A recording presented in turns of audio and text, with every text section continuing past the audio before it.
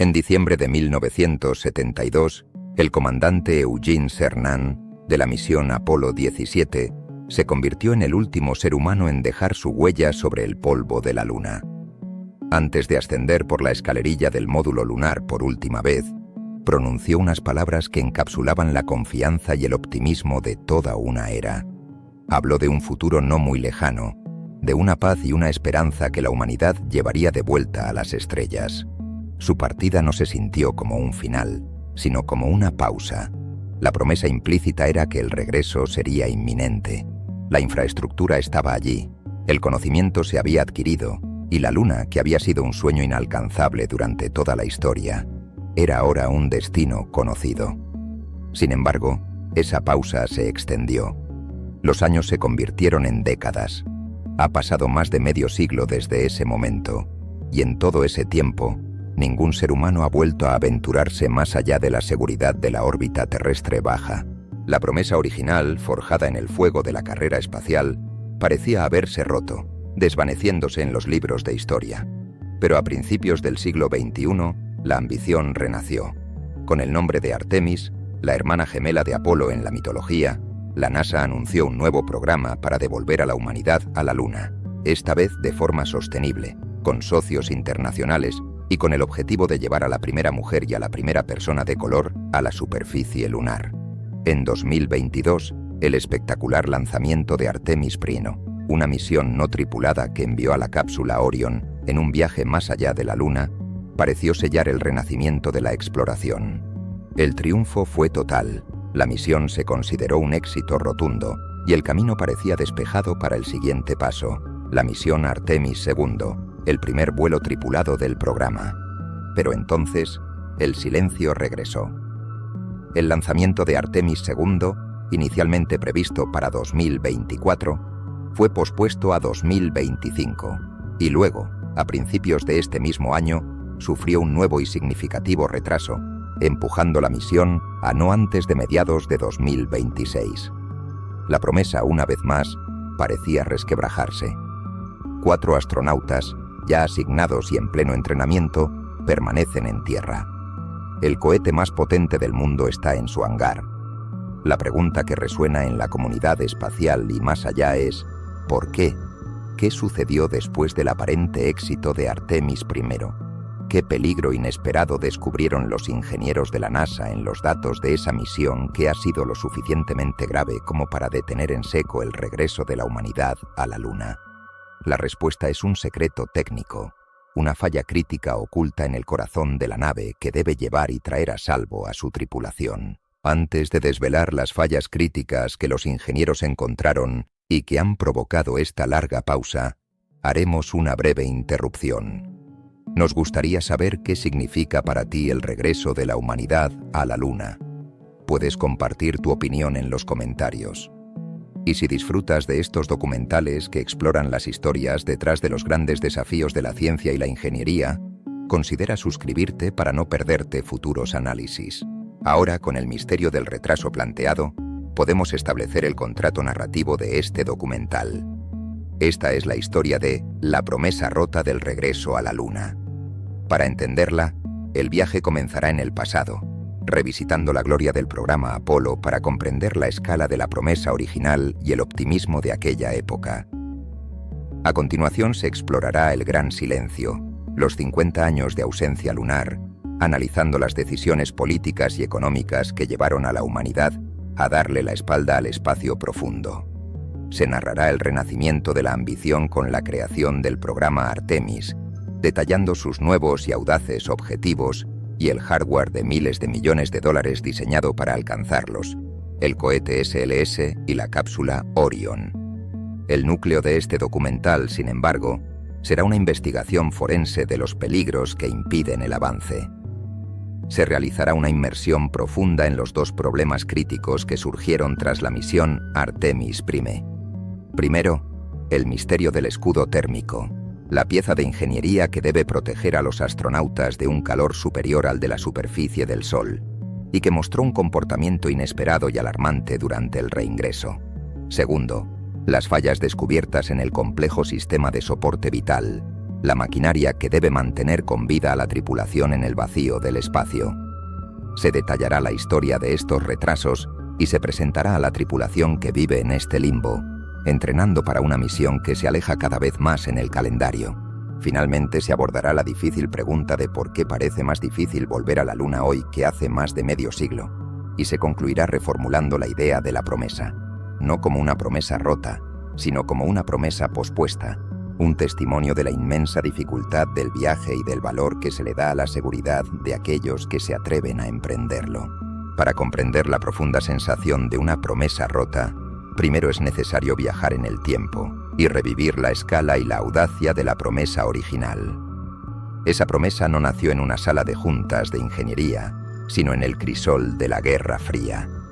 A principios de la década de 1960, el mundo observaba cómo la Unión Soviética acumulaba una serie de hitos en la exploración espacial. El primer satélite, el primer animal en órbita y el primer ser humano, Yuri Gagarin. En respuesta, en 1962, el presidente de los Estados Unidos, John F. Kennedy, articuló una de las metas más ambiciosas de la historia de la humanidad: no solo alcanzar a su rival, sino superarlo de una manera que dejara una marca indeleble. El objetivo era enviar a un ser humano a la Luna y traerlo de vuelta a salvo antes de que terminara la década. El programa Apolo fue, y sigue siendo, una de las mayores movilizaciones de recursos humanos y tecnológicos para un fin pacífico en la historia.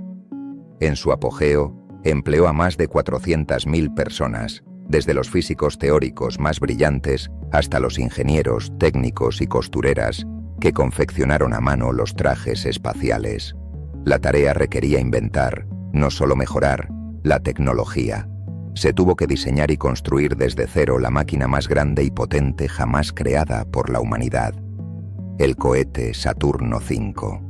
Con una altura de más de 100 metros era una catedral de la ingeniería, capaz de generar el empuje necesario para lanzar 140 toneladas a la órbita terrestre, la masa equivalente a una locomotora diésel. Se tuvieron que desarrollar nuevos métodos de navegación, computadoras de a bordo que pudieran guiar a los astronautas a través de 400.000 kilómetros de espacio vacío, y un vehículo de dos partes, el módulo de comando y el módulo lunar, que pudiera separarse en la órbita lunar y volver a unirse. El riesgo era inmenso. El programa sufrió una terrible tragedia en sus inicios, con el incendio del Apolo 1 en la plataforma de lanzamiento, que costó la vida a sus 3 tripulantes. Este desastre sirvió como un recordatorio brutal de la delgadez del margen de error y condujo a una revisión exhaustiva de la seguridad que, en última instancia, hizo posible el éxito futuro. Tras una serie de misiones de prueba en la órbita terrestre y lunar, el momento decisivo llegó en julio de 1969. La misión Apolo 11 llevó a Neil Armstrong y Buzz Aldrin a la superficie de la Luna. El descenso del módulo lunar, Eagle, fue un evento de una tensión casi insoportable, con las alarmas de la computadora sonando y el combustible agotándose, pero la misión tuvo éxito. Las palabras de Armstrong al pisar la superficie lunar marcaron el instante en que la humanidad se convirtió, por primera vez, en una especie interplanetaria, pero Apolo 11 fue solo el comienzo. Las siguientes misiones, desde Apolo 12 hasta Apolo 17, fueron cada vez más largas, complejas y científicamente ambiciosas. Con la introducción del vehículo de exploración lunar, una especie de automóvil eléctrico plegable, los astronautas pudieron viajar kilómetros a través del paisaje lunar, convirtiéndose en verdaderos geólogos de campo. Recogieron rocas, desplegaron experimentos y estudiaron la geología de diferentes regiones de la Luna. En total, el programa Apolo trajo a la Tierra 382 kilogramos de rocas y suelo lunar, un tesoro que revolucionó por completo nuestra comprensión de la formación de la Luna, la historia temprana de la Tierra y la cronología del Sistema Solar. La culminación de esta era dorada de la exploración fue la misión Apolo 17, en diciembre de 1972. Por primera vez, la tripulación incluía a un científico profesional, el geólogo Harrison Schmitt. Durante 3 días, él y el comandante Eugene Cernan exploraron el valle de Taurus Littrow, realizando la investigación geológica más exhaustiva de todo el programa. Cuando llegó el momento de partir, el comandante Cernan se paró en la escalerilla del módulo lunar y ofreció una última reflexión. Habló de la esperanza de que la humanidad pudiera vivir como lo había hecho en el espacio, en paz, y expresó su convicción de que el regreso no tardaría en llegar. En la pata del módulo de descenso, que permanece en la Luna hasta el día de hoy, dejaron una placa con la siguiente inscripción: aquí el hombre completó sus primeras exploraciones de la Luna. Diciembre de 1972. Que el espíritu de paz con el que vinimos se refleje en las vidas de toda la humanidad. En ese momento, la promesa parecía más fuerte que nunca. Existían planes concretos para las misiones Apolo 18, 19 y 20.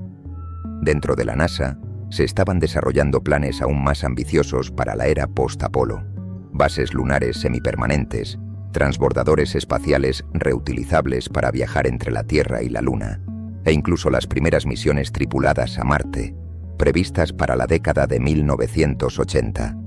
La exploración del sistema solar no parecía una cuestión de sí, sino de cuándo. El final de la misión Apolo 17 no se sintió como un final, sino como el final del primer capítulo de una historia mucho más larga. Nadie en ese momento podría haber imaginado que esa pausa antes del siguiente capítulo duraría más de 50 años y que la promesa de un futuro interplanetario estaba a punto de ser aplazada indefinidamente. El final del programa Apolo en diciembre de 1972 dejó una promesa resonando en el vacío: la de un pronto regreso. Con el conocimiento adquirido, la tecnología desarrollada y 3 cohetes Saturno 5 adicionales ya financiados y en diversas etapas de construcción, la continuación de la exploración lunar parecía no solo posible, sino lógica. Las misiones Apolo 18, 19 y 20 estaban en el calendario oficial. Los planes para la década de los 70 y 80 incluían estaciones científicas en la superficie lunar y las primeras misiones tripuladas a Marte. Sin embargo, en lugar de un nuevo capítulo, la historia registró un epílogo abrupto. La promesa se rompió, dando paso a un periodo de más de 50 años de ausencia humana en el espacio profundo, un gran silencio, cuyas raíces no se encuentran en los desafíos del cosmos, sino en las cambiantes realidades de la Tierra.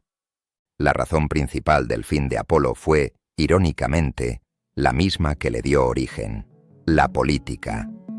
El programa Apolo no nació de un deseo puro de exploración científica. Fue, en su esencia, un instrumento de la geopolítica de la Guerra Fría. El objetivo articulado por el presidente Kennedy era una demostración inequívoca de la superioridad tecnológica, económica e ideológica de los Estados Unidos sobre la Unión Soviética. La meta no era ir a la Luna, sino ganar la carrera a la Luna. Y el 21 de julio de 1969, cuando Neil Armstrong puso su pie en el mar de la tranquilidad, esa carrera se ganó de forma decisiva. Para los políticos en Washington y para una gran parte del público, la misión principal se había cumplido. Las misiones posteriores, aunque científicamente mucho más ricas y complejas, carecían del mismo dramatismo geopolítico. La atención del público disminuyó drásticamente. Mientras que Apolo 11 fue uno de los eventos mediáticos más vistos de la historia, las últimas misiones apenas recibían cobertura en directo. Sin el motor de la competencia con la Unión Soviética, el inmenso coste del programa se volvió cada vez más difícil de justificar. El segundo factor fue el económico. El programa Apolo fue una de las empresas más caras jamás financiadas por un gobierno en tiempos de paz. Su coste total se estima en unos 25.000 millones de dólares de la época, lo que equivale a más de 250.000 millones de dólares actuales. En su punto álgido, a mediados de la década de los 60, el presupuesto de la NASA consumía más del 4% del presupuesto federal total de los Estados Unidos. Para ponerlo en perspectiva, el presupuesto actual de la NASA es inferior al 0,5%. A finales de los años 60 y principios de los 70, Estados Unidos se enfrentaba a enormes presiones económicas internas, incluyendo el coste de la guerra de Vietnam y la financiación de grandes programas sociales. La opinión pública y política se desplazó hacia la idea de que esos fondos, destinados a plantar banderas en la Luna, estarían mejor invertidos en resolver problemas urgentes en la Tierra, En este nuevo clima de austeridad fiscal, un programa tan costoso como Apolo se convirtió en un objetivo fácil para los recortes presupuestarios. En 1970, la NASA anunció la cancelación de la misión Apolo 20. Poco después, las misiones 18 y 19 también fueron canceladas. Los gigantescos cohetes Saturno V que debían llevarlas al espacio se convirtieron en piezas de museo. El fin de Apolo, sin embargo, no significó el fin de la ambición de la NASA, sino un cambio fundamental en su visión y estrategia. La nueva filosofía ya no era la exploración de asalto a destinos lejanos, sino la creación de un acceso económico y rutinario al espacio cercano. El resultado de esta nueva doctrina fue el programa del transbordador espacial. La promesa del transbordador era la de un vehículo reutilizable, un camión espacial que podría viajar a la órbita terrestre baja, desplegar y reparar satélites y regresar a la Tierra para ser utilizado una y otra vez, reduciendo drásticamente el coste del acceso al espacio. Aunque el transbordador nunca llegó a ser tan económico como se esperaba, redefinió la actividad espacial durante 30 años. El enfoque de la NASA se retiró del espacio profundo y se concentró exclusivamente en la órbita terrestre baja, la región a unos pocos cientos de kilómetros sobre nuestras cabezas. El hardware sobrante del programa Apolo se utilizó para construir la primera estación espacial estadounidense, Skylab, y más tarde, el transbordador se convirtió en la pieza clave para construir la Estación Espacial Internacional, un proyecto de colaboración sin precedentes que ha mantenido una presencia humana continua en el espacio desde el año 2000. Esta era fue enormemente productiva. Permitió el lanzamiento y las misiones de servicio del telescopio espacial Hubble, nos enseñó a vivir y trabajar en el espacio durante largos periodos y produjo una cantidad inmensa de ciencia. Pero fue, fundamentalmente, un repliegue. La Luna, que había sido un destino tangible, volvió a convertirse en un objeto poético en el cielo nocturno. Las generaciones que crecieron después de Apolo vieron a los astronautas como personas que vivían y trabajaban en órbita, no como exploradores que viajaban a otros mundos. Los 12 hombres que habían caminado sobre la superficie lunar se convirtieron en figuras de una era heroica, pero distante, casi mítica. Este periodo, desde 1972 hasta los albores del siglo XXI, fue el gran silencio de la exploración humana del espacio profundo. La promesa se había roto, y la humanidad parecía haberle dado la espalda a la frontera que tanto había costado alcanzar. Pasarían décadas antes de que una nueva generación, con nuevas motivaciones, decidiera que era hora de volver a mirar hacia la Luna, no para repetir el pasado, sino para intentar construir un futuro sobre él. El largo silencio de la exploración humana del espacio profundo, que duró casi medio siglo, no se rompió de la noche a la mañana.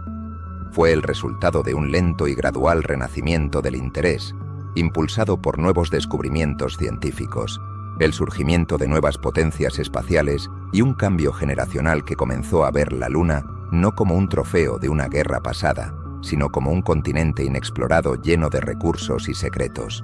A principios del siglo XXI, varios planes para un regreso a la Luna fueron propuestos y cancelados, demostrando la inmensa dificultad política y financiera de iniciar un proyecto de tal magnitud sin el impulso de una carrera espacial.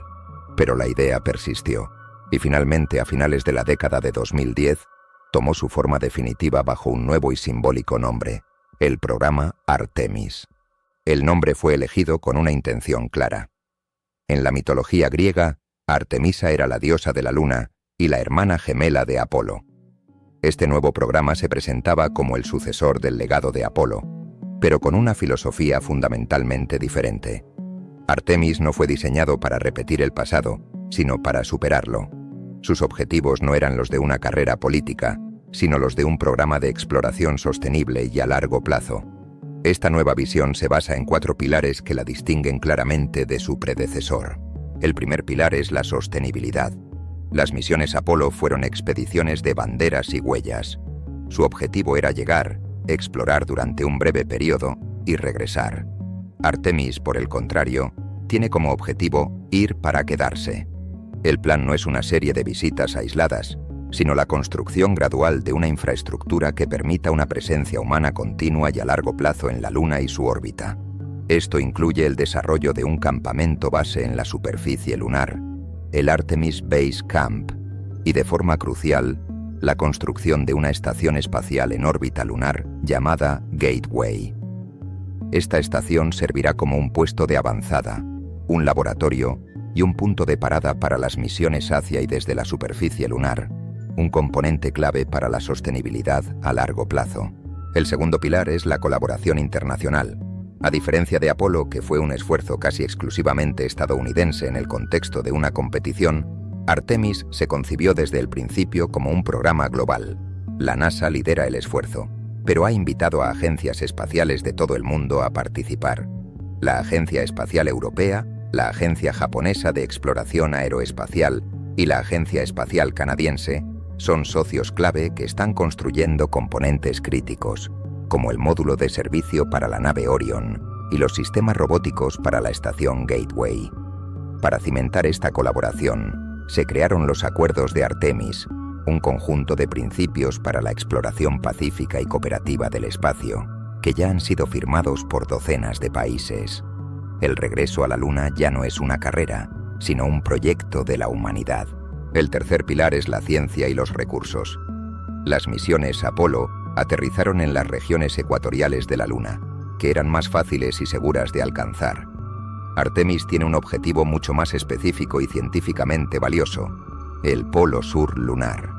Esta región es de un interés inmenso porque contiene cráteres en sombra permanente, lugares que no han visto la luz del Sol en miles de millones de años.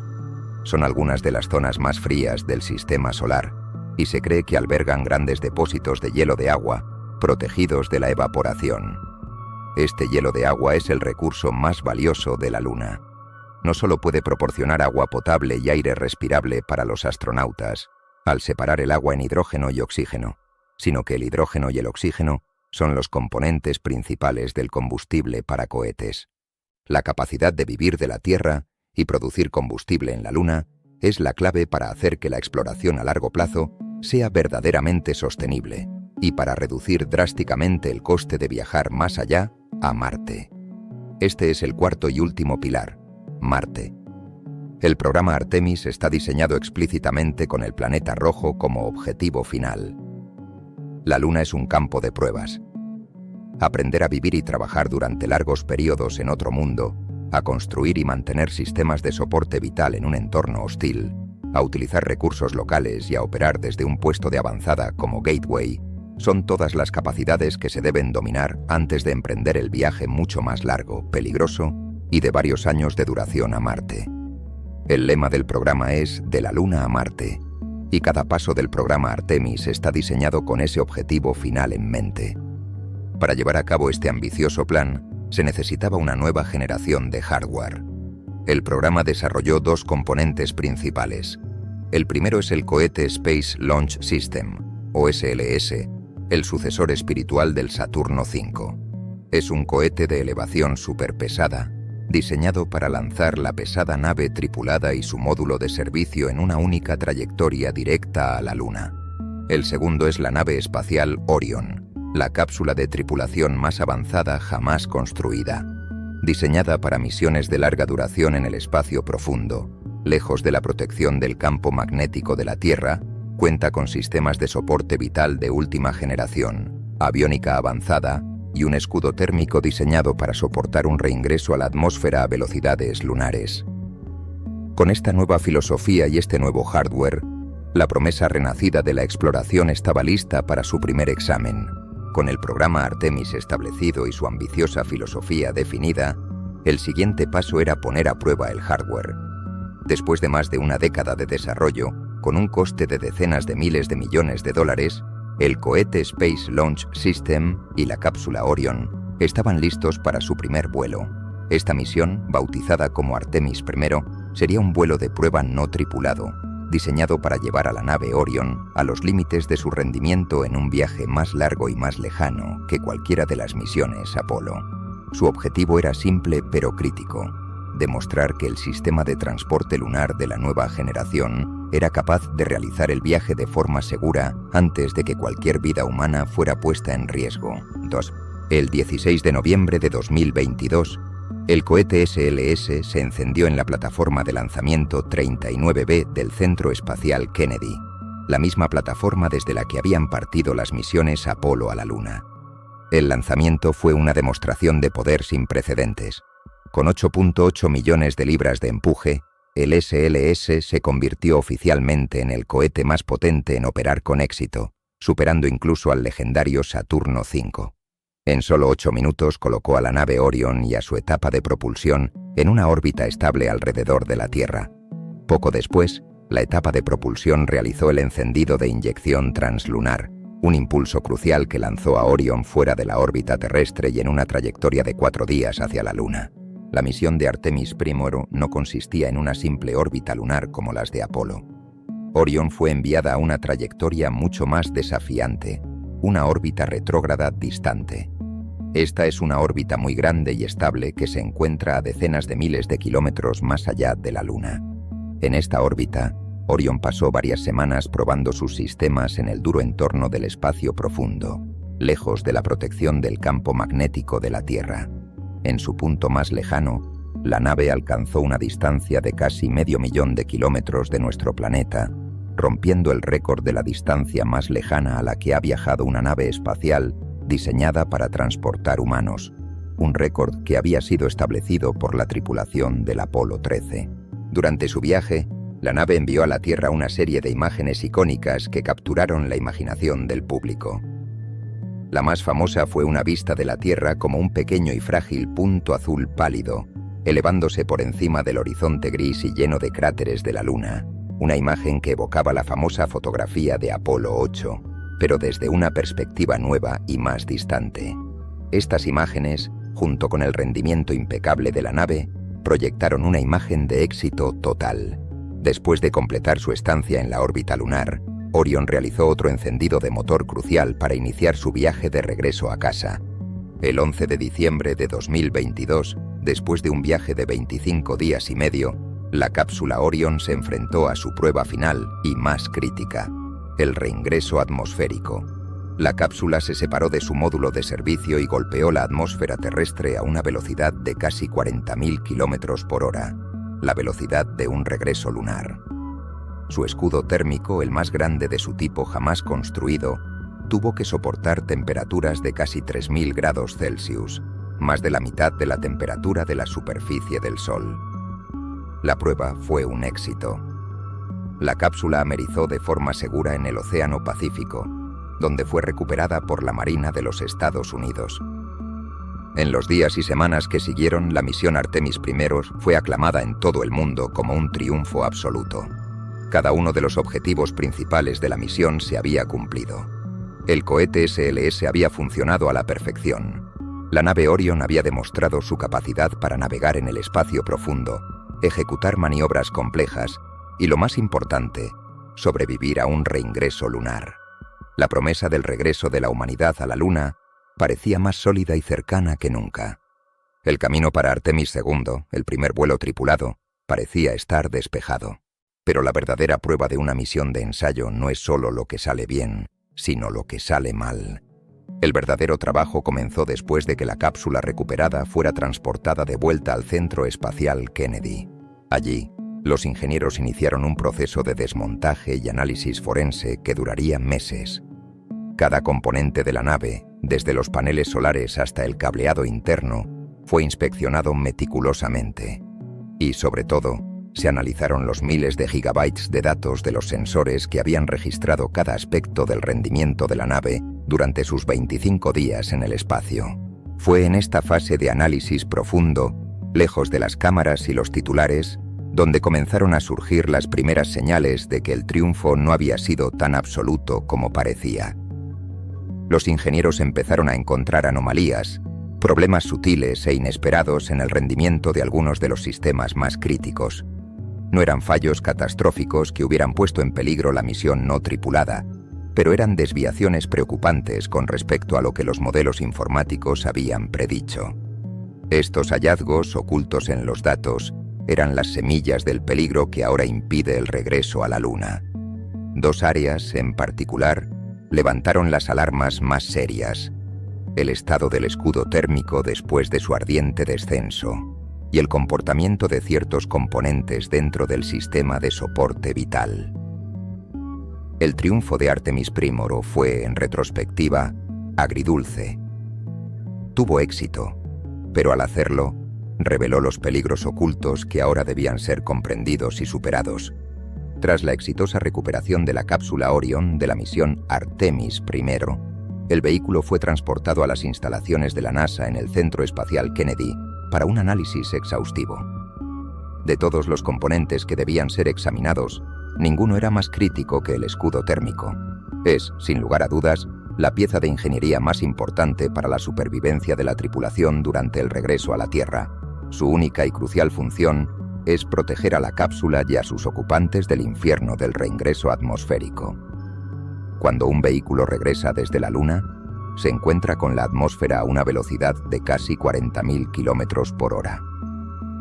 La compresión del aire delante de la cápsula genera temperaturas que pueden alcanzar los 3.000 grados Celsius, una temperatura que puede vaporizar el acero.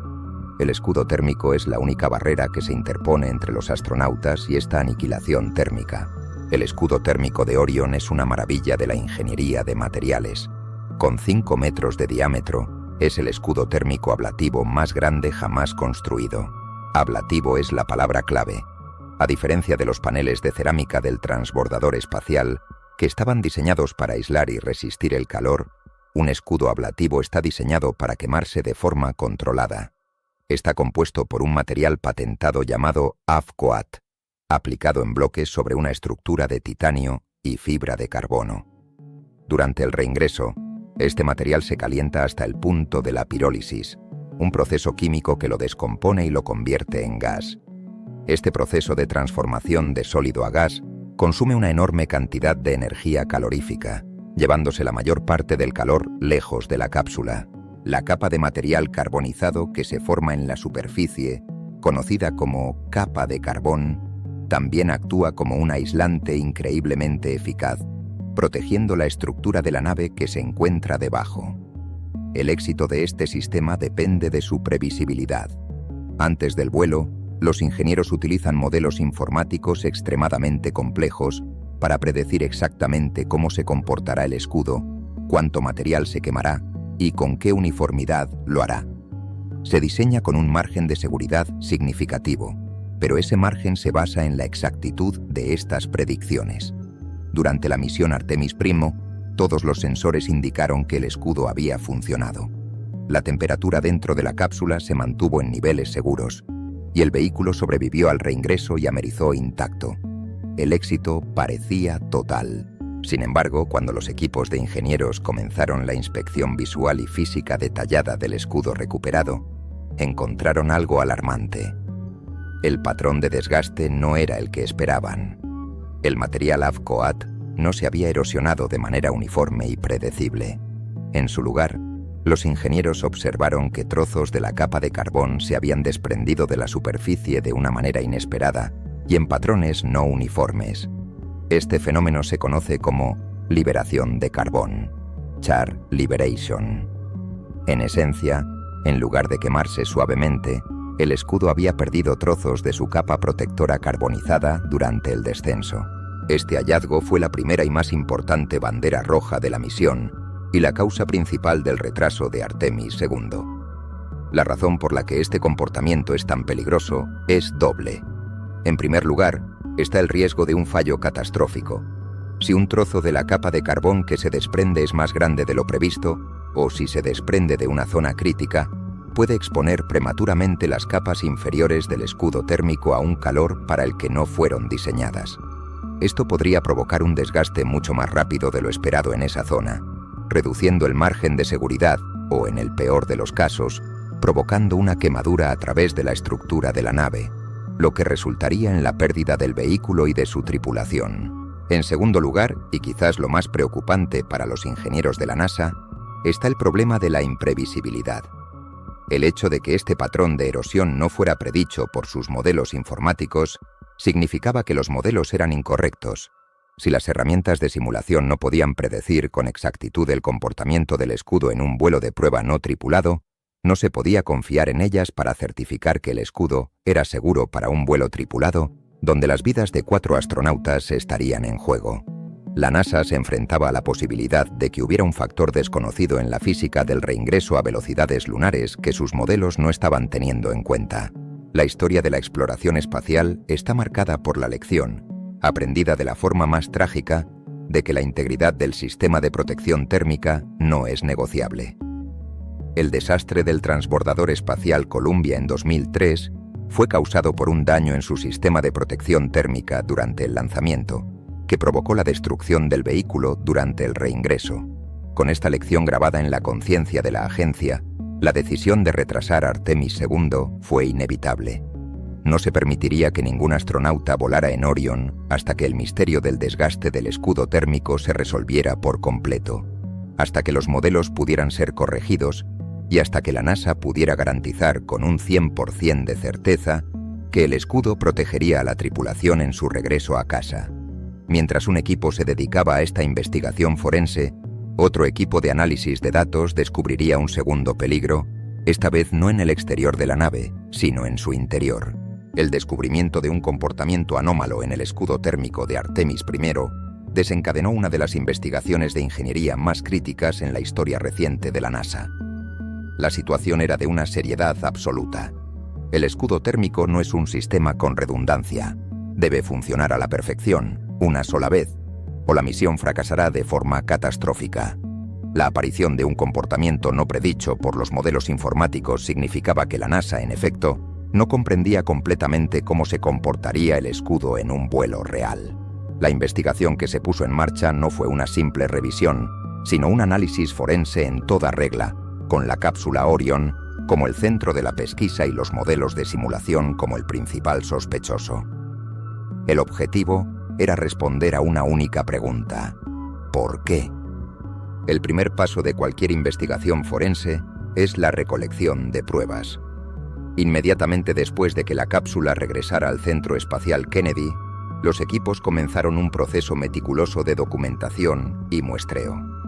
Utilizando escáneres láser tridimensionales, se creó un mapa de altísima resolución de toda la superficie del escudo, registrando cada imperfección, cada zona de erosión y cada patrón de carbonización con una precisión submilimétrica. A continuación, los ingenieros extrajeron cuidadosamente más de 100 núcleos o muestras cilíndricas de diferentes partes del escudo. Cada una de estas muestras era una cápsula del tiempo que contenía un registro físico de la historia térmica de esa sección específica, desde la capa exterior carbonizada hasta el material virgen cercano a la estructura de la nave. Estas muestras se convirtieron en la principal evidencia física. Fueron enviadas a laboratorios de todo el país para ser sometidas a un análisis exhaustivo. Utilizando microscopios electrónicos de barrido y tomógrafos computarizados de rayos X, los científicos pudieron examinar la microestructura de la capa de carbón. Buscaban pistas sobre cómo y por qué se había fracturado y desprendido. ¿Había microfisuras? ¿Había inconsistencias en la densidad del material? ¿Se había comportado el material de manera diferente en las zonas donde se unían los distintos bloques de APSIOAT que componen el escudo? En paralelo, otro equipo de analistas se sumergió de nuevo en la montaña de datos de telemetría de la misión, correlacionando las lecturas de los miles de sensores de temperatura y presión con la evidencia física para reconstruir una línea de tiempo del evento de reingreso, segundo a segundo. Con las pruebas en la mano, la investigación se centró en formular y poner a prueba varias hipótesis sobre la causa raíz del problema. La primera hipótesis se centró en el propio material APSIOAT. Aunque es una herencia del programa Apolo, la versión utilizada en Orion es una formulación reformada, ya que el proceso de fabricación original se había perdido en el tiempo. ¿Podría haber alguna sutil diferencia en esta nueva versión que la hiciera más propensa a la fractura de la capa de carbón? Otra posibilidad era el adhesivo utilizado para unir los casi 200.000 bloques hexagonales de APSIOAT a la estructura de titanio de la nave, o el material de relleno que se inyecta en los huecos entre cada bloque. Quizás la interacción de estos materiales a temperaturas extremas creó puntos débiles. Una segunda línea de investigación se centró en el proceso de instalación. La aplicación del escudo térmico es un proceso en gran medida manual, que requiere una habilidad y una precisión inmensas. La posibilidad de variaciones mínimas en la aplicación o de imperfecciones microscópicas introducidas durante este proceso debía ser investigada a fondo. La tercera hipótesis, y la más compleja, es que los modelos de simulación de la NASA, a pesar de toda su sofisticación, podrían tener una física desconocida o imprecisa.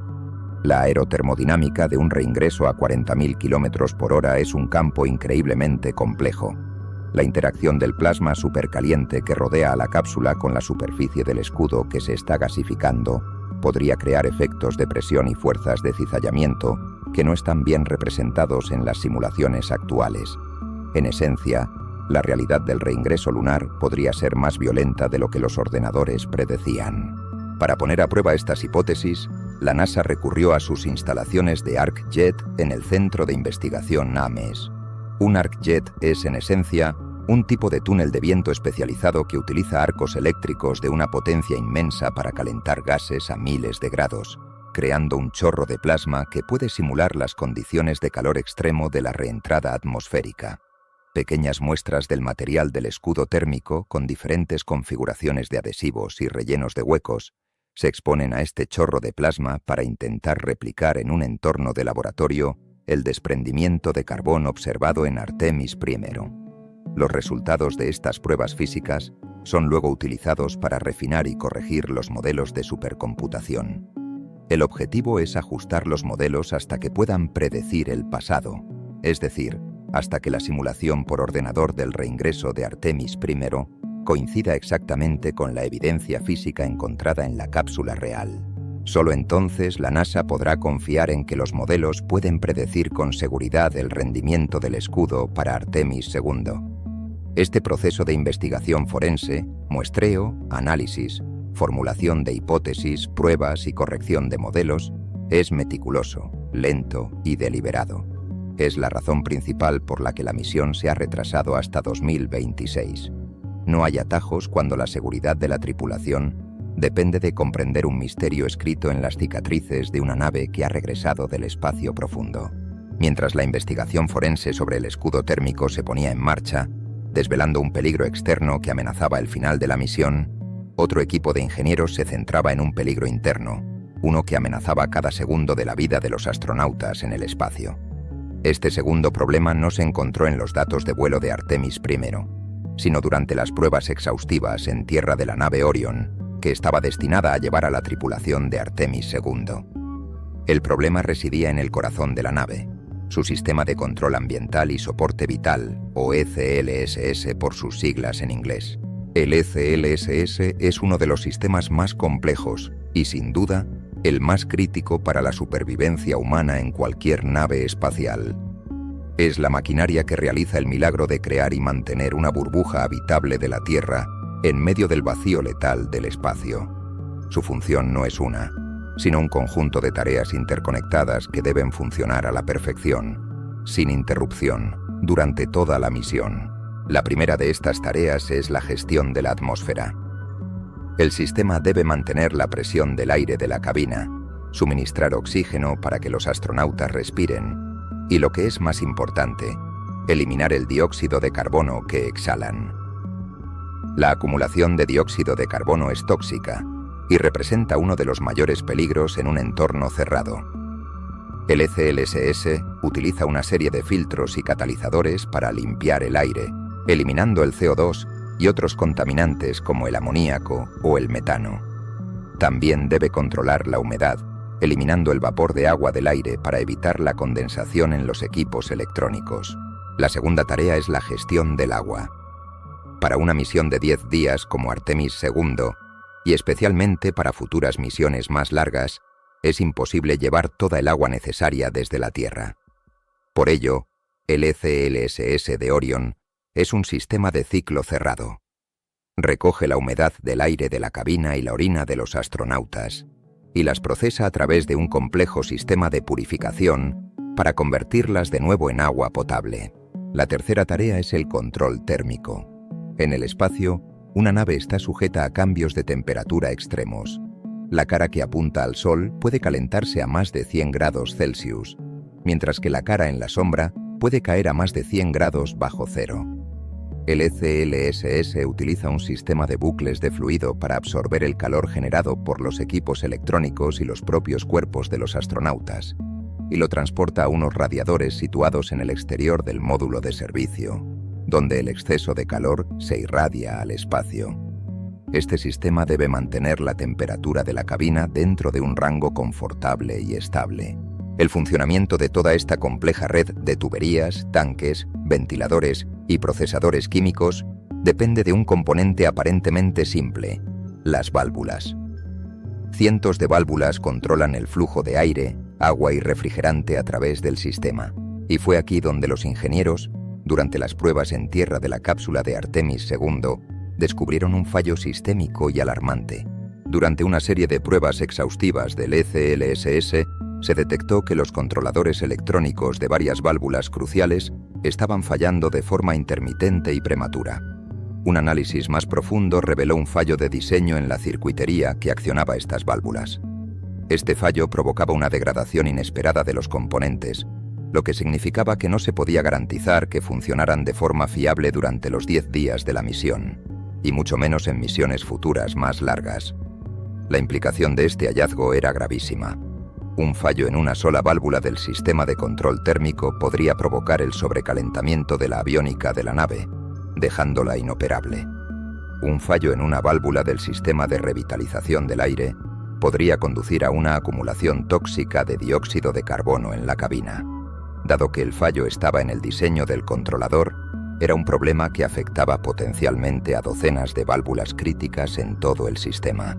Este problema, junto con otras anomalías encontradas en el sistema de distribución de energía y las baterías de la nave, se sumó al ya grave problema del escudo térmico.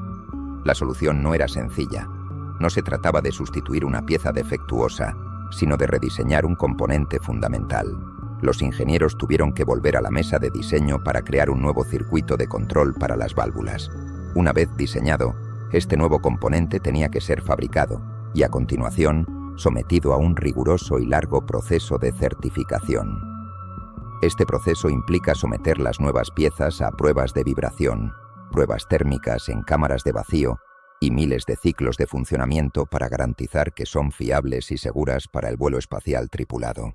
Este largo proceso de rediseño, fabricación y recertificación se convirtió en el segundo factor principal que contribuyó al gran retraso de la misión. Mientras que el misterio del escudo térmico era un problema de física extrema, un desafío contra las fuerzas de la naturaleza, el problema del soporte vital era un recordatorio de la inmensa complejidad de la propia máquina. Reveló que incluso el componente más pequeño, si es crítico, puede dejar en tierra el proyecto más ambicioso. El peligro que impedía el regreso a la Luna no solo estaba en el exterior de la nave, en su ardiente descenso, sino también en su interior, en la delicada maquinaria que separa la vida de la muerte en el vacío. El descubrimiento de fallas en el diseño de los controladores de las válvulas del sistema de soporte vital fue mucho más que un simple revés técnico. Para los ingenieros y directores de la misión, fue un recordatorio de la verdad más fundamental de los vuelos espaciales tripulados: la asombrosa fragilidad de la vida humana en el momento en que abandona la protección de la Tierra. Una nave espacial como Orion es, en esencia, una botella de metal que contiene una burbuja de biosfera terrestre en miniatura, un oasis artificial de presión, oxígeno y temperatura. Esta burbuja está rodeada por el entorno más hostil que la humanidad conoce. Comprender la naturaleza letal de ese entorno es crucial para apreciar por qué un fallo, incluso en el componente más pequeño del ECLSS, es una amenaza existencial que no puede ser tolerada. El primer y más inmediato enemigo es el vacío. El espacio no es simplemente aire enrarecido, es la ausencia casi total de materia y, por lo tanto, de presión. En la Tierra, vivimos bajo una columna de aire de 100 kilómetros de altura que ejerce una presión constante sobre nuestros cuerpos, una presión que es esencial para mantener nuestros fluidos corporales en estado líquido. En el vacío del espacio, esta presión externa desaparece. Si un astronauta fuera expuesto sin la protección de su traje o de su nave, las consecuencias serían casi instantáneas y catastróficas. Contrariamente a la ciencia ficción, el cuerpo no explotaría ni se congelaría al instante. El primer efecto, que ocurriría en segundos, sería el ebullismo. A presión cero, el punto de ebullición de los líquidos desciende a la temperatura corporal. El agua de los tejidos blandos, la saliva de la lengua y las lágrimas de los ojos comenzarían a hervir. Al mismo tiempo, el aire atrapado en los pulmones se expandiría violentamente, causando un daño pulmonar masivo. La pérdida de consciencia ocurriría en menos de 15 segundos debido a la falta total de oxígeno. La función más básica del ECLSS, la de mantener una atmósfera presurizada, es la única barrera que se interpone entre el astronauta y esta descompresión explosiva. El segundo enemigo es la temperatura. El espacio no tiene una temperatura en el sentido terrestre, pero un objeto en el espacio está sujeto a un bombardeo térmico de extremos violentos.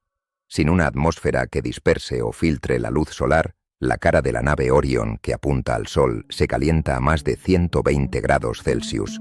Mientras tanto, la cara opuesta, que mira hacia la oscuridad del espacio profundo, irradia su propio calor, y su temperatura puede desplomarse a más de 150 grados bajo cero. La nave espacial experimenta simultáneamente un calor abrasador y un frío criogénico. El cuerpo humano solo puede sobrevivir en un rango de temperatura muy estrecho. El sistema de control térmico del ECLSS, por lo tanto, no es un sistema de confort, sino un sistema de supervivencia. Debe funcionar sin cesar como el sistema circulatorio de la nave, bombeando fluidos refrigerantes para recoger el calor de las zonas calientes, como los equipos electrónicos y el lado expuesto al sol, y transportarlo a los radiadores para disiparlo en el espacio. Todo ello mientras evita que la cabina se congele. El fallo de una válvula en este sistema, el problema exacto descubierto durante las pruebas en tierra, podría provocar rápidamente un sobrecalentamiento incontrolado de la aviónica de la nave o la congelación de partes críticas, con consecuencias fatales. El tercer y más insidioso enemigo es la radiación. En la Tierra y en la órbita terrestre baja, estamos protegidos por una doble coraza: la atmósfera y el campo magnético de nuestro planeta, la magnetosfera. Juntos, desvían y absorben la mayor parte de la peligrosa radiación que proviene del Sol y del espacio profundo. Una misión a la Luna, sin embargo, requiere abandonar esta burbuja protectora. Una vez que Orion se encuentra en su trayectoria translunar, sus ocupantes están expuestos al entorno de radiación sin filtrar del sistema solar. Esta radiación proviene de dos fuentes principales. La primera es un fondo constante de rayos cósmicos galácticos. Son partículas subatómicas, principalmente protones y núcleos atómicos pesados, que han sido aceleradas a casi la velocidad de la luz por eventos distantes y violentos, como explosiones de supernovas. Atraviesan el casco de la nave y el cuerpo humano, rompiendo las cadenas de ADN y causando un daño celular acumulativo que aumenta significativamente el riesgo de cáncer a largo plazo. La segunda fuente es más esporádica, pero mucho más peligrosa a corto plazo: los eventos de partículas solares. Durante una erupción solar o una eyección de masa coronal, el Sol puede lanzar al espacio una tormenta de partículas de alta energía. Si una nave espacial se encuentra en el camino de una de estas tormentas, la tripulación podría recibir una dosis de radiación muy alta, potencialmente letal, en cuestión de horas. La cápsula Orion está diseñada con un cierto nivel de blindaje y un plan para que la tripulación cree un refugio de tormenta improvisado en su interior, utilizando todo el equipo y los suministros a bordo para crear una barrera más densa. Sin embargo, la detección temprana de una de estas tormentas solares es clave y depende de que todos los sistemas electrónicos de la nave funcionen a la perfección, sistemas que a su vez dependen del correcto funcionamiento del control térmico del ECLSS. El vacío, las temperaturas extremas y la radiación invisible componen el entorno implacable que espera a la tripulación de Artemis II. La vida dentro de la cápsula Orion es posible no por la robustez del cuerpo humano, sino por la complejidad y la fiabilidad absoluta de la máquina que lo envuelve. El descubrimiento de fallos de diseño en el ECLSS no fue, por tanto, un problema técnico menor.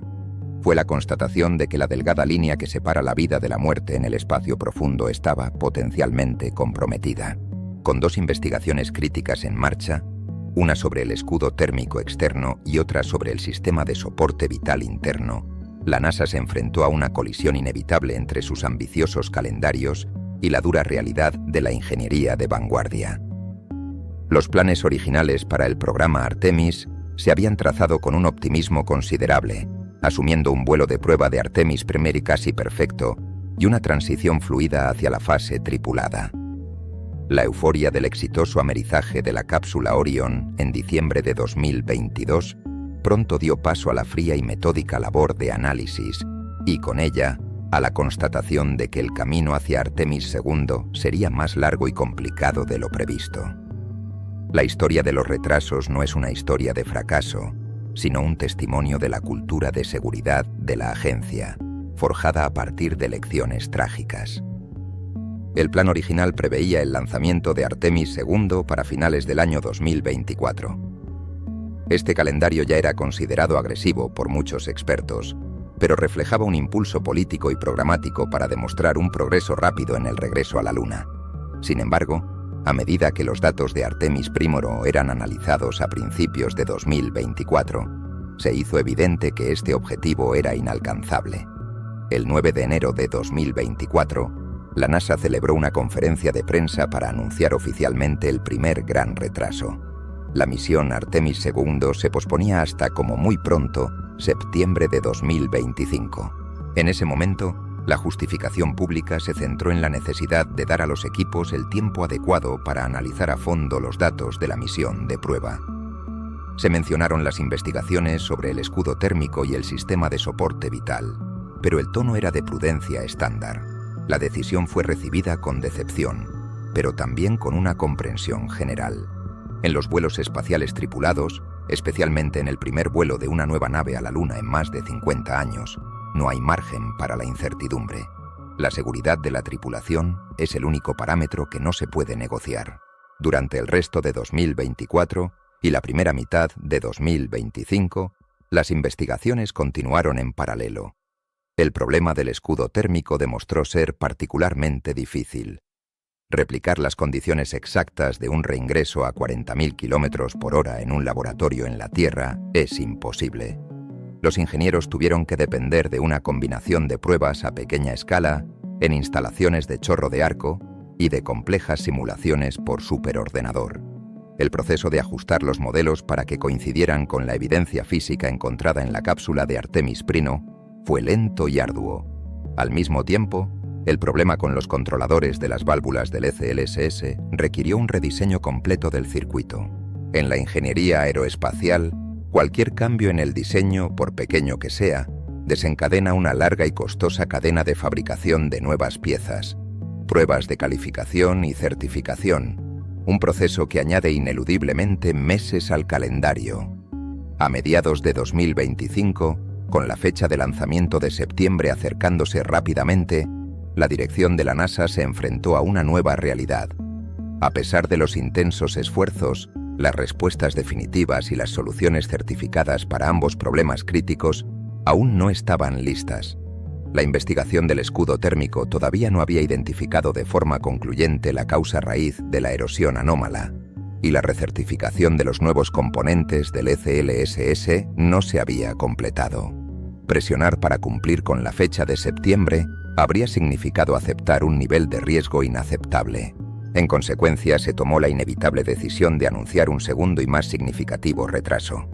En una nueva actualización, la NASA comunicó que la misión Artemis II no se lanzaría antes de mediados del año 2026. Este nuevo aplazamiento tuvo un efecto dominó en todo el programa. La misión Artemis III, el primer aterrizaje lunar tripulado, que dependía del éxito de Artemis II, fue también pospuesta oficialmente hasta, como muy pronto, 2027. La meta política de volver a poner botas en la Luna antes del final de 2025 quedaba oficialmente rota. Detrás de estas decisiones se encuentra la sombra de la historia de la NASA y las lecciones aprendidas de sus peores días. La cultura de la agencia está profundamente marcada por las tragedias del Apolo 1, el transbordador espacial Challenger y, de forma más pertinente, el transbordador espacial Columbia. El desastre del Columbia en 2003 fue causado directamente por un fallo en su sistema de protección térmica. Un trozo de espuma aislante desprendido durante el lanzamiento dañó los paneles del ala, creando una brecha que permitió la entrada de plasma supercaliente durante el reingreso, lo que llevó a la desintegración del vehículo. El informe de la investigación del accidente del Columbia criticó duramente a la NASA por haber sucumbido a la fiebre del lanzamiento, la presión para cumplir con un calendario a pesar de las preocupaciones de ingeniería. Los retrasos de Artemis II, aunque decepcionantes, son la prueba de que esa lección se ha interiorizado. La decisión de posponer el lanzamiento no una, sino 2 veces, refleja una cultura que ahora valora la resolución metódica de los problemas y la seguridad de la tripulación por encima de cualquier objetivo programático o político. La promesa de un regreso a la Luna se ha visto aplazada, pero es precisamente este enfoque cauteloso el que garantiza que, cuando finalmente ocurra, la promesa de traer a los astronautas de vuelta a casa sanos y salvos no se rompa. En el centro de la compleja red de investigaciones de ingeniería, revisiones de presupuestos y decisiones gerenciales, se encuentra el corazón humano de la misión Artemis II. Detrás de los titulares sobre los retrasos y los desafíos técnicos, hay 4 individuos cuyas carreras, aspiraciones y, en última instancia, sus vidas, están inextricablemente ligadas al destino de este vuelo. Son los rostros de la promesa, la tripulación seleccionada para ser la primera en aventurarse de nuevo en el espacio profundo. Su historia es una de preparación intensa, paciencia forzada y una participación única en la resolución de los mismos problemas que los mantienen anclados a la Tierra. La tripulación de Artemis II fue presentada al mundo en abril de 2023. Un equipo de 4 veteranos del espacio, con la excepción de un miembro, que representan una nueva generación de exploradores. El comandante de la misión es Reed Wiseman, un experimentado aviador naval de la NASA que ya ha pasado más de 165 días en el espacio a bordo de la Estación Espacial Internacional. Como comandante, sobre él recae la responsabilidad final de la seguridad de la tripulación y el éxito de la misión. El piloto es Victor Glover, también un capitán de la Marina de los Estados Unidos que sirvió como piloto en la primera misión operativa de la cápsula Crew Dragon de SpaceX. Su selección es un hito histórico, ya que está destinado a convertirse en la primera persona de color en volar en una misión lunar. Junto a ellos se encuentran los especialistas de la misión. Christina Koch es una ingeniera y física que ya ha dejado su huella en la historia al ostentar el récord del vuelo espacial individual más largo realizado por una mujer, con un total de 328 días en órbita. Su asignación a Artemis II la posiciona para convertirse en la primera mujer en la historia en formar parte de una misión lunar, un paso simbólico y monumental en la exploración espacial. El 4º asiento está ocupado por Jeremy Hansen, un coronel de las Fuerzas Armadas canadienses y el único miembro de la tripulación que aún no ha volado al espacio. Su presencia representa el carácter internacional del programa Artemis y es un motivo de inmenso orgullo para Canadá, ya que se convertirá en el primer no estadounidense en viajar más allá de la órbita terrestre baja.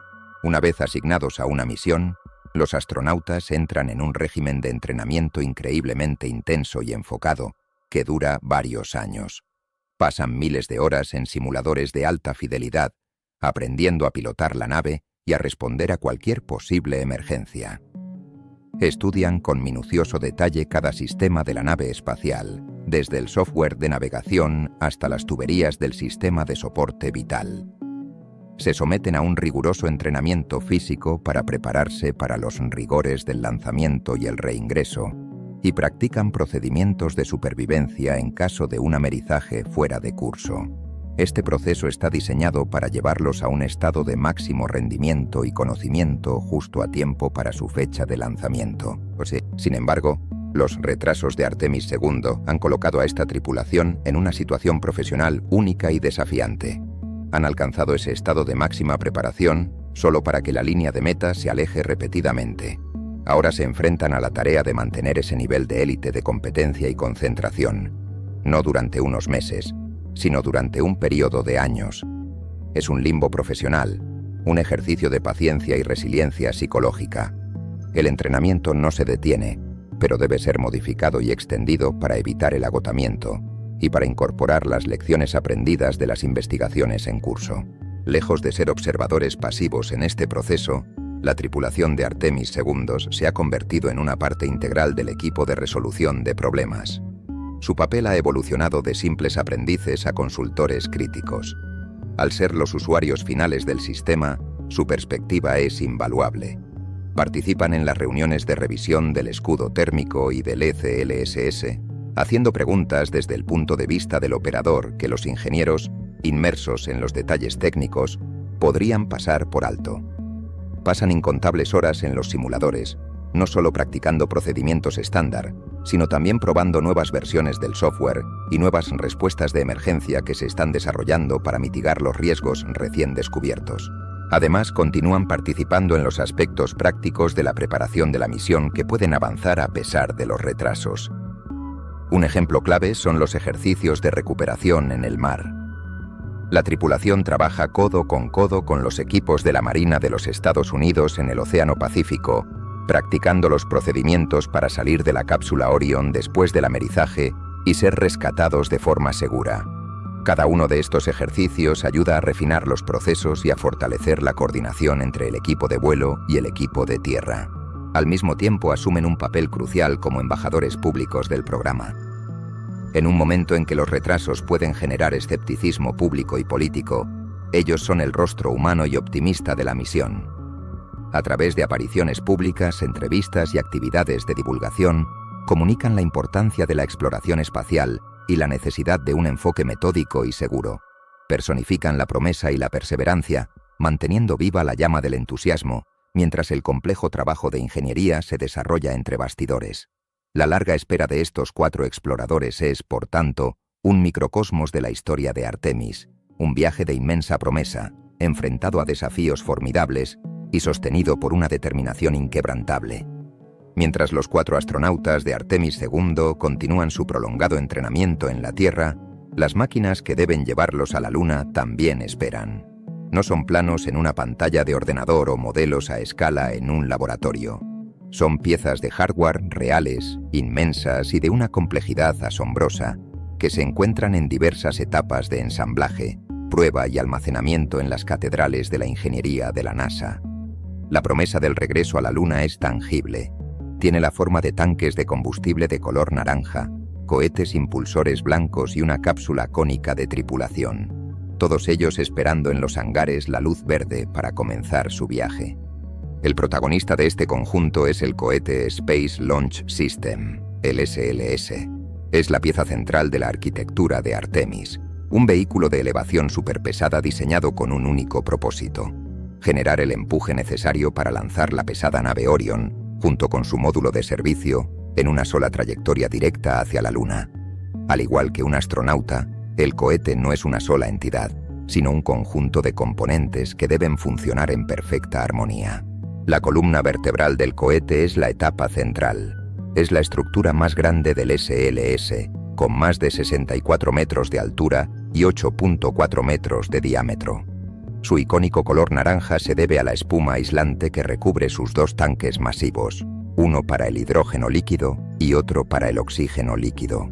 Estos propelentes criogénicos alimentan los 4 motores RS-25 que se encuentran en su base. Estos motores son, en sí mismos, una leyenda de la ingeniería espacial. Son versiones mejoradas y adaptadas de los mismos motores principales que impulsaron el transbordador espacial durante 30 años de servicio. Para la misión Artemis II, la etapa central, designada como CS-2, ya ha sido fabricada y se encuentra en las instalaciones de la NASA, habiendo completado su rigurosa serie de pruebas estructurales y de propulsión. A los lados de esta etapa central se acoplan los 2 cohetes impulsores sólidos.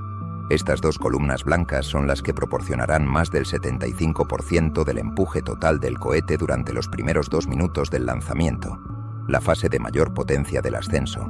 Son una evolución directa de los impulsores del transbordador, pero han sido mejorados para Artemis.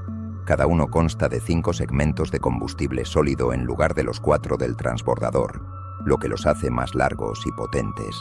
Los segmentos para la misión Artemis II han sido fabricados y transportados al Centro Espacial Kennedy, donde esperan en las instalaciones de procesamiento el momento de ser apilados verticalmente para formar los 2 impulsores completos.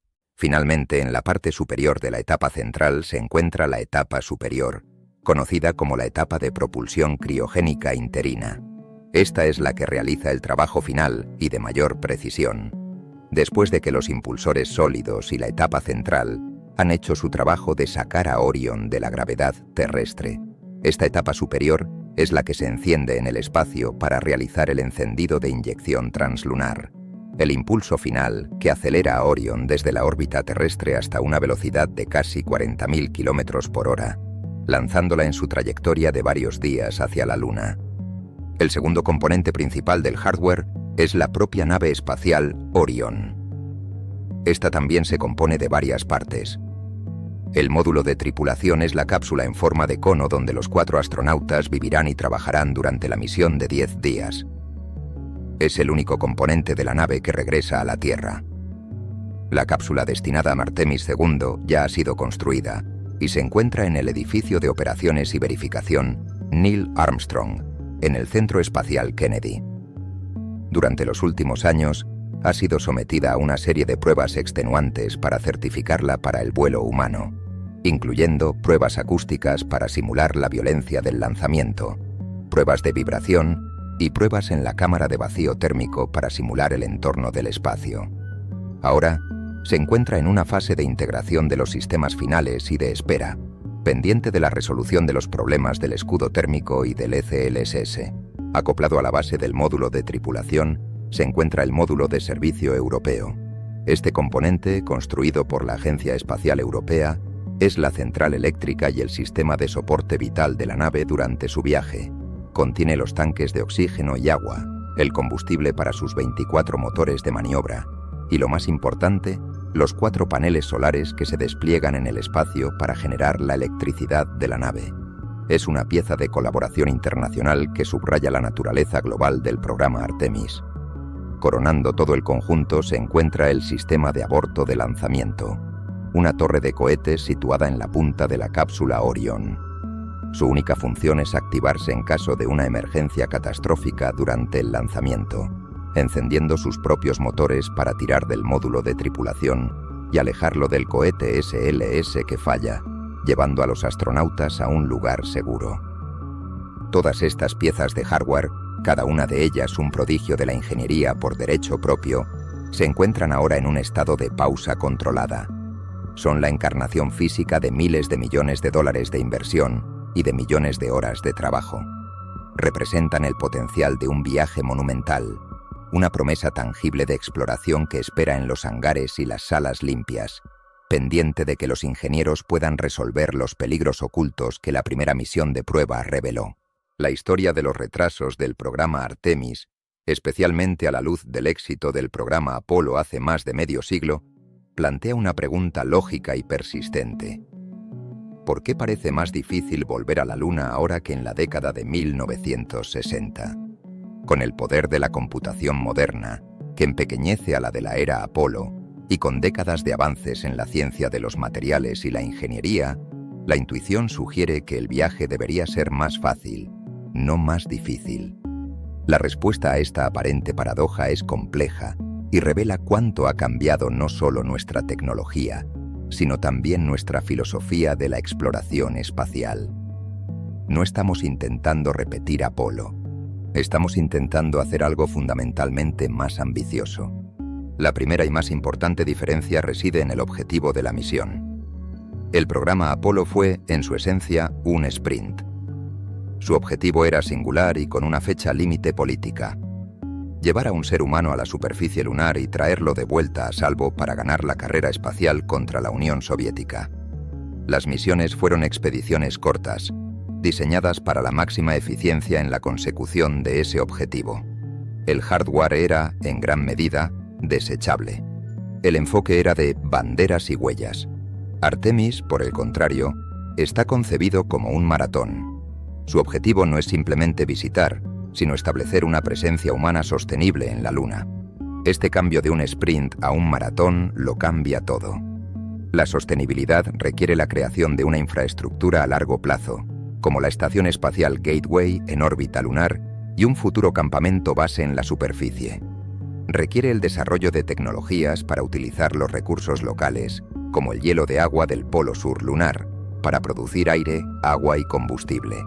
Exige naves espaciales y sistemas que sean, si no completamente reutilizables, al menos más robustos y capaces de soportar misiones más largas y frecuentes. Es la diferencia entre una expedición de montañismo para conquistar un pico y el establecimiento de una colonia permanente en esa montaña. La segunda tarea es, por definición, órdenes de magnitud más compleja. La segunda diferencia fundamental es la tecnología. Existe la idea errónea de que la NASA podría simplemente desempolvar los planos del cohete Saturno V y del módulo de comando de Apolo y reconstruirlos. Esto es imposible por varias razones. En primer lugar, gran parte del conocimiento de fabricación de la era Apolo se ha perdido. No solo los planos, sino el conocimiento tribal de los ingenieros y técnicos que construyeron esas máquinas a mano se ha retirado. La vasta cadena de suministro, con miles de contratistas especializados que fabricaban componentes únicos, se desmanteló hace décadas. Reconstruir el Saturno V hoy sería casi tan difícil como diseñarlo desde cero. Además, la tecnología moderna, aunque inmensamente más capaz, es también inmensamente más compleja. El módulo de comando de Apolo era una maravilla de la ingeniería analógica, con interruptores, diales y una computadora de a bordo con menos potencia de cálculo que un teléfono móvil moderno.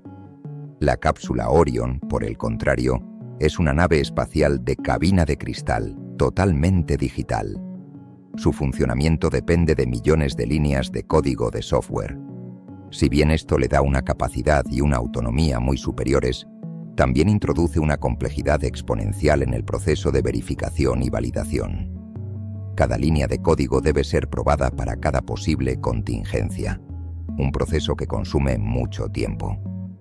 Los sistemas, como el ECLSS de ciclo cerrado, son mucho más sofisticados que los sistemas de ciclo abierto de Apolo, que simplemente llevaban todo el oxígeno y el agua necesarios para un viaje corto. La tercera, y quizás la más importante, diferencia es la cultura de seguridad y la aversión al riesgo. La era Apolo fue un periodo de una audacia y una asunción de riesgos extraordinarias, impulsadas por la urgencia de la Guerra Fría. Los astronautas y los directores de la misión eran conscientes de que estaban operando en los límites de lo posible y aceptaban un nivel de riesgo que sería considerado inaceptable hoy en día. Se tomaron atajos y se aceptaron incertidumbres en nombre de la velocidad.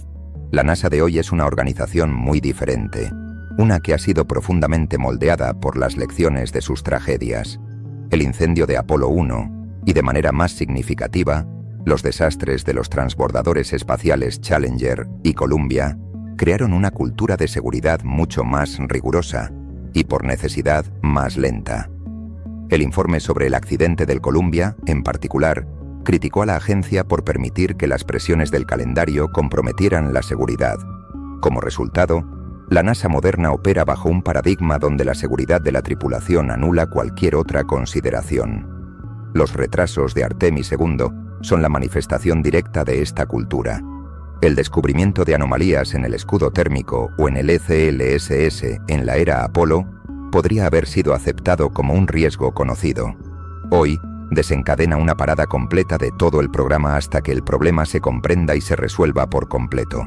Cada componente, cada sistema y cada línea de código se somete a un nivel de escrutinio, análisis y certificación que no tiene parangón con la era Apolo.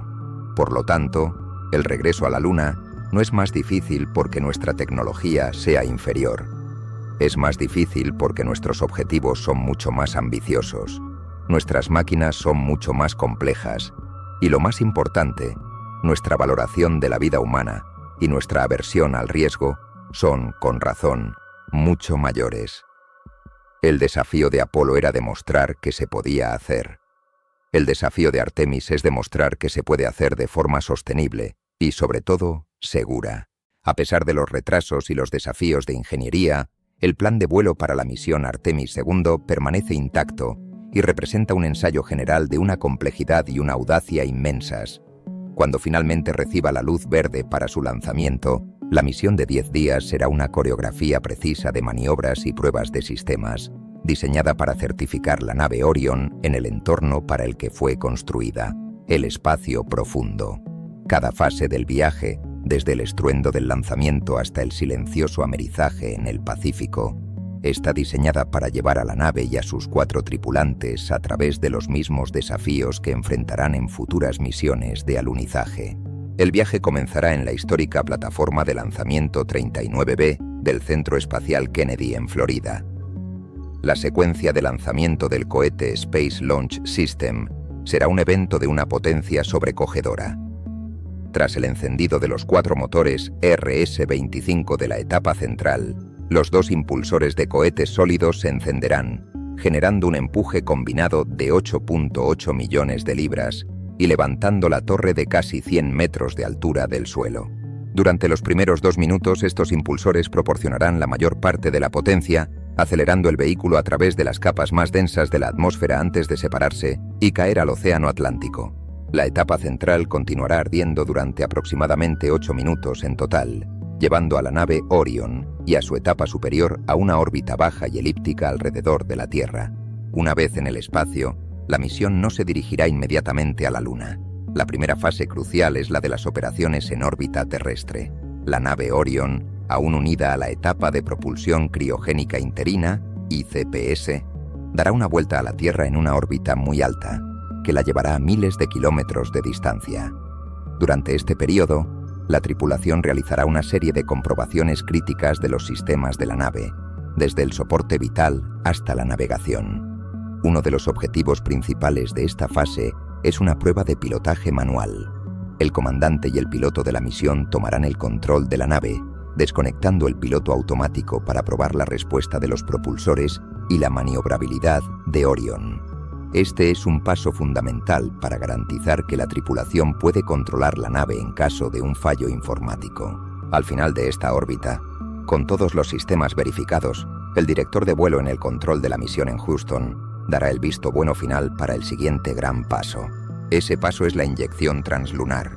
Es el momento en que Artemis II abandona verdaderamente el nido. El motor de la etapa ICPS se encenderá por segunda y última vez, en un encendido de unos 18 minutos que acelerará a la nave Orion desde su velocidad orbital de 28.000 km por hora hasta casi 40.000 km por hora. Esta velocidad es suficiente para escapar de la gravedad de la Tierra y colocar a la nave en una trayectoria precisa que la llevará a sobrevolar la Luna 4 días después. Una vez completado este encendido, la cápsula Orion se separará de la etapa de cohete ya gastada y continuará el resto de su viaje sola. Durante los siguientes 4 días de viaje de ida, la tripulación continuará probando los sistemas de la nave en el entorno del espacio profundo, expuestos a la radiación y a las temperaturas extremas. La trayectoria que seguirá la nave es una trayectoria de retorno libre. Este es un elemento de seguridad clave heredado del programa Apolo. El curso está calculado de tal manera que, después de sobrevolar la Luna, la gravedad lunar lanzará a la nave de forma natural de vuelta hacia la Tierra, sin necesidad de un gran encendido de motor. Esto significa que, incluso si el motor principal de Orion fallara, la tripulación seguiría teniendo una ruta de regreso a casa. Al llegar a la Luna, Orion pasará por detrás de su cara oculta. Durante este tiempo, la Luna bloqueará todas las comunicaciones directas con la Tierra, y la tripulación estará sola, observando un paisaje que ningún ser humano ha visto con sus propios ojos desde 1972. Al emerger del otro lado, serán testigos de una de las vistas más icónicas de la exploración espacial: la Tierra elevándose sobre el horizonte lunar. En su punto más lejano, la misión llevará a sus 4 tripulantes a más de 74.000 kilómetros más allá de la Luna, más lejos de la Tierra de lo que cualquier ser humano ha viajado jamás. Tras el sobrevuelo lunar, comenzará el viaje de regreso de 4 días. La fase final y más peligrosa de toda la misión es el reingreso. Justo antes de llegar a la atmósfera, la tripulación se desprenderá del módulo de servicio europeo, dejando solo al módulo de tripulación cónico para el descenso. La cápsula golpeará la atmósfera a una velocidad de casi 40.000 km por hora. Para gestionar las inmensas temperaturas generadas, Orion utilizará una técnica llamada reingreso por salto, skip entry. En lugar de una zambullida directa, la cápsula se sumergirá en la atmósfera superior para frenar.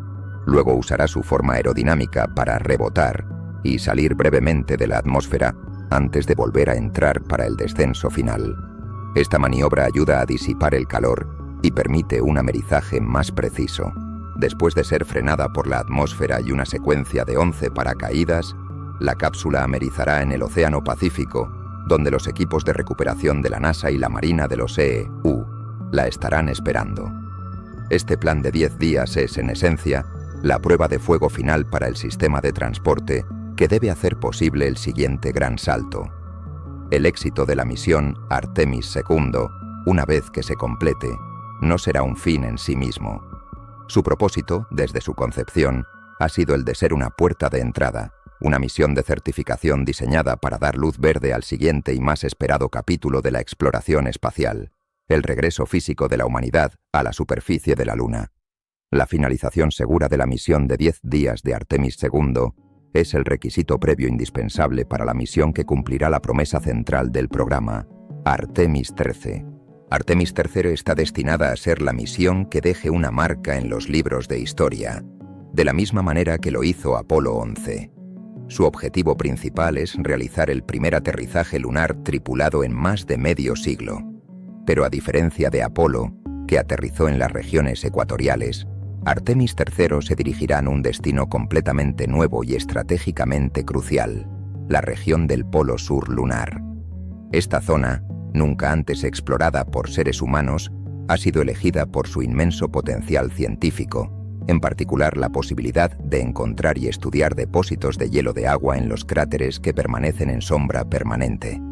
La misión también llevará a cabo un hito social y cultural de gran importancia, ya que está planeado que su tripulación de aterrizaje incluya a la primera mujer y a la primera persona de color en caminar sobre la Luna. Sin embargo, la arquitectura para lograr este aterrizaje es fundamentalmente diferente y más compleja que la del programa Apolo. En las misiones Apolo, el cohete Saturno V lanzaba una nave espacial todo en uno, que incluía tanto el módulo de comando que permanecía en órbita como el módulo lunar que descendía a la superficie. Para Artemis, la NASA ha optado por un enfoque desagregado y dependiente de socios comerciales, lo que requiere una coreografía orbital de múltiples lanzamientos y naves espaciales. El primer componente de esta coreografía es el Sistema de Aterrizaje Humano, HLS por sus siglas en inglés, el sucesor moderno del módulo lunar. Para las primeras misiones, la NASA ha seleccionado una versión modificada de la nave Starship de la compañía SpaceX para que cumpla esta función. Este vehículo es una pieza de ingeniería de una escala muy superior al módulo lunar de Apolo. A diferencia del pequeño y austero módulo de aterrizaje, la Starship HLS es una nave masiva, diseñada para ser reutilizable y capaz de transportar a la superficie más de 100 toneladas de carga, además de servir como un espacioso hábitat y laboratorio para los astronautas. El plan de la misión Artemis III se desarrollará en una secuencia de pasos cuidadosamente orquestados. Mucho antes de que los astronautas se pongan sus trajes, la misión ya habrá comenzado. Primero, una Starship HLS no tripulada será lanzada a la órbita terrestre. Debido a que consume una inmensa cantidad de combustible, deberá ser reabastecida en el espacio por una flota de múltiples lanzamientos de naves cisterna Starship. Una vez que sus tanques estén llenos, la Starship HLS emprenderá su propio viaje no tripulado a la Luna para entrar y esperar en una órbita de halo casi rectilínea, NRHO, una órbita gravitacionalmente estable cerca de la Luna. Solo entonces comenzará la parte tripulada de la misión. De manera completamente independiente, una tripulación de 4 astronautas despegará desde la Tierra a bordo de la cápsula Orion en la cima de un cohete SLS. La nave Orion realizará su propio viaje de varios días a la Luna, pero en lugar de orbitar la Luna directamente, se dirigirá a la órbita NRHO para realizar una maniobra de encuentro y acoplamiento con la nave Starship HLS que la estará esperando.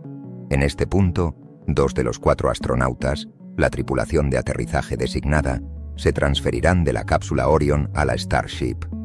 Con los 2 astronautas a bordo, la Starship HLS se desacoplará de Orion y comenzará su descenso motorizado hacia el lugar de aterrizaje previamente seleccionado cerca del Polo Sur. Mientras tanto, los otros 2 astronautas permanecerán en la cápsula Orion, orbitando la Luna durante el tiempo que dure la misión en la superficie, aproximadamente unos 7 días. Durante su estancia en la Luna, la tripulación de aterrizaje realizará varias caminatas espaciales, desplegará experimentos científicos, recogerá muestras de regolito y potencialmente de hielo de agua, y vivirá y trabajará dentro de la espaciosa Starship. Al final de la misión en la superficie, la Starship HLS volverá a encender sus motores para despegar de la Luna, ascendiendo de nuevo a la órbita NRHO para un segundo encuentro y acoplamiento con la nave Orion. La tripulación de la superficie se transferirá de vuelta a Orion, reuniéndose con sus compañeros de tripulación. Una vez que los 4 astronautas estén de nuevo a salvo en Orion, la Starship HLS será desechada en órbita y la nave Orion encenderá su motor principal para realizar el encendido de regreso a la Tierra, culminando en un amerizaje en el Océano Pacífico. Este complejo plan de misión, que depende del éxito y la sincronización de múltiples lanzamientos y vehículos de diferentes programas, subraya la inmensa dificultad del esfuerzo. El éxito de Artemis II es el primer y más fundamental paso de esta cadena, ya que su función es certificar que el sistema de transporte de la tripulación, el cohete SLS y la cápsula Orion es seguro y fiable para llevar a los astronautas en la primera etapa de este intrincado ballet cósmico. El aterrizaje de Artemis III en la superficie lunar, un evento que sin duda capturará la atención del mundo, no es el final de la historia. Es, de hecho, solo el final de la fase 1 del programa Artemis. La visión a largo plazo, la que justifica la inmensa inversión y el desarrollo de hardware tan complejo, se extiende mucho más allá de las huellas y las banderas. El objetivo final no es simplemente visitar la Luna, sino crear una presencia humana sostenida y a largo plazo en el espacio cislunar, el área entre la Tierra y la Luna. Esta infraestructura no solo abrirá la Luna a una exploración y una ciencia sin precedentes, sino que servirá como un campo de pruebas esencial para el siguiente gran salto de la humanidad, el envío de astronautas a Marte. La pieza central de esta estrategia a largo plazo es la estación espacial Gateway. Este puesto de avanzada es un componente fundamental de la arquitectura de Artemis que no tiene análogo en el programa Apolo. Gateway no será una estación espacial como la Estación Espacial Internacional, ISS. Será mucho más pequeña y no estará permanentemente tripulada. En su lugar funcionará como un puerto en el espacio profundo, una base de operaciones en una órbita única alrededor de la Luna, conocida como órbita de halo casi rectilínea. Esta órbita es altamente estable y ofrece una cobertura de comunicación constante con la Tierra, al mismo tiempo que requiere un mínimo de combustible para mantenerla. La estación Gateway está diseñada para cumplir múltiples funciones estratégicas. En primer lugar, servirá como un punto de parada y agregación. Las naves Orion con su tripulación, provenientes de la Tierra, se acoplarán a Gateway. Allí, los astronautas podrán prepararse para su descenso, transferirse al sistema de aterrizaje humano, HLS, que estará esperando acoplado, y luego usar el HLS para viajar a la superficie lunar. Al final de su misión en la superficie, el HLS ascenderá y se volverá a acoplar a Gateway, donde los astronautas podrán transferirse de nuevo a Orion para su viaje de regreso a casa. Este modelo de punto de encuentro permite una mayor flexibilidad y capacidad que un viaje directo. En segundo lugar, Gateway funcionará como un laboratorio científico y un centro de mando. Al estar fuera del profundo pozo de gravedad de la Tierra y de la mayor parte de su campo magnético, la estación es una plataforma única para la ciencia. Estará equipada con instrumentos para estudiar la radiación solar y cósmica, realizar observaciones astronómicas y estudiar la propia Luna desde una perspectiva orbital. También podrá servir como un centro de comunicaciones y control para las operaciones en la superficie lunar, incluyendo el control de rovers y otros robots. Al igual que el programa Artemis en su conjunto, Gateway es un proyecto profundamente internacional. Sus primeros componentes, el elemento de potencia y propulsión y el módulo de habitación y logística, están siendo construidos por socios comerciales de la NASA, pero los módulos de habitación adicionales, los sistemas robóticos y otros componentes cruciales están siendo desarrollados por la Agencia Espacial Europea, la Agencia Japonesa de Exploración Aeroespacial y la Agencia Espacial Canadiense. La función más importante de Gateway, sin embargo, es la de ser un campo de pruebas para Marte. Un viaje a Marte es una empresa de una complejidad órdenes de magnitud superior a un viaje a la Luna. Implica un viaje de 6 a 9 meses en cada dirección, además de una estancia de más de un año en la superficie marciana, lejos de cualquier posibilidad de un rescate rápido o un reabastecimiento desde la Tierra. Antes de emprender un viaje tan peligroso, la NASA debe probar las tecnologías y los protocolos necesarios en un entorno de espacio profundo, pero uno que esté, en caso de emergencia, a solo unos días de viaje de regreso a la Tierra. Gateway y la superficie lunar son ese campo de pruebas. La estrategia, conocida como de la Luna a Marte, es el principio rector de todo el programa Artemis.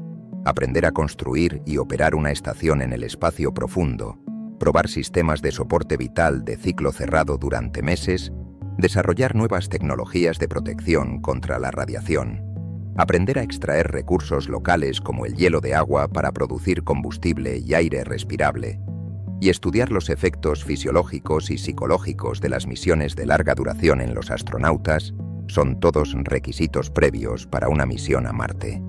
Cada hora que los astronautas pasen en Gateway o en un futuro hábitat en la superficie lunar será una experiencia invaluable que reducirá el riesgo de la primera misión tripulada al planeta rojo.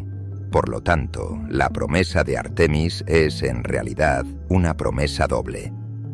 En el corto plazo, es la promesa de devolver a la humanidad a nuestro vecino celestial más cercano, de abrir un nuevo capítulo en la exploración lunar.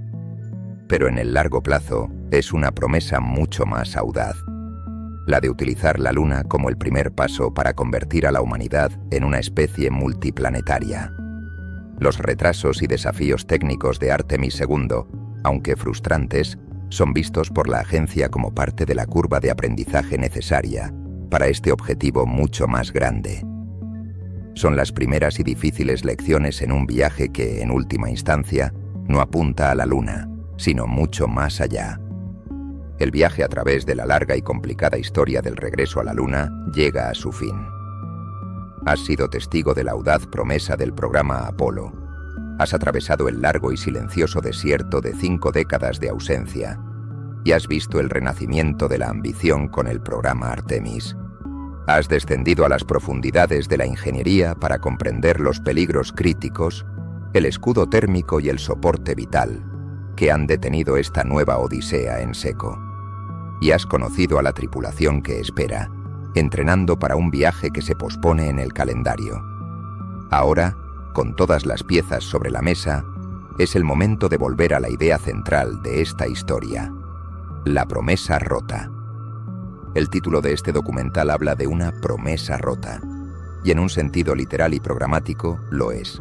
La promesa de un rápido regreso tras Apolo se rompió por las realidades políticas y económicas de la Tierra. La promesa más reciente, la de un regreso a la superficie lunar para 2025, también se ha roto, esta vez por la dura realidad de la ingeniería del espacio profundo. La decepción y la frustración son sentimientos comprensibles. El hardware está construido, la tripulación está lista y la Luna sigue ahí, esperando. Pero al final de este análisis, emerge una nueva y más profunda interpretación. Quizás no se trata de una promesa rota, sino de una promesa que ha madurado. La promesa de Apolo fue una de velocidad, audacia y victoria geopolítica. Era una promesa juvenil, forjada en la urgencia y dispuesta a aceptar un nivel de riesgo que hoy nos parece casi temerario. La promesa de Artemis es diferente. Es una promesa más adulta, más reflexiva. Es una promesa no solo de llegar, sino de permanecer. Es una promesa no de competir, sino de colaborar. Y lo más importante de todo, es una promesa de seguridad.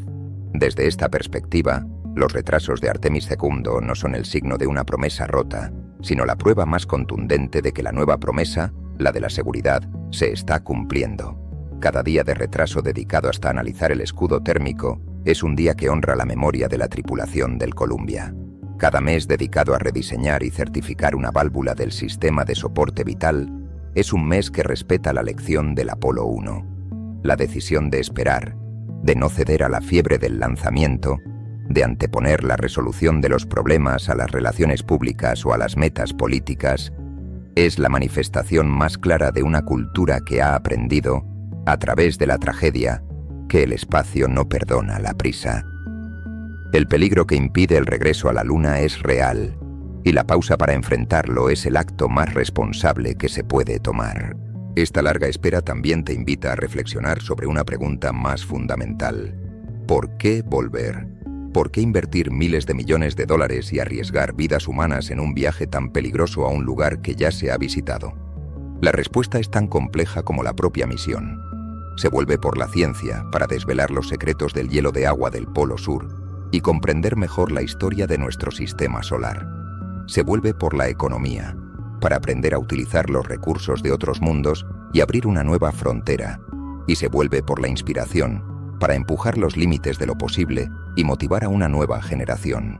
Pero fundamentalmente, se vuelve porque la exploración está grabada en el código de la experiencia humana.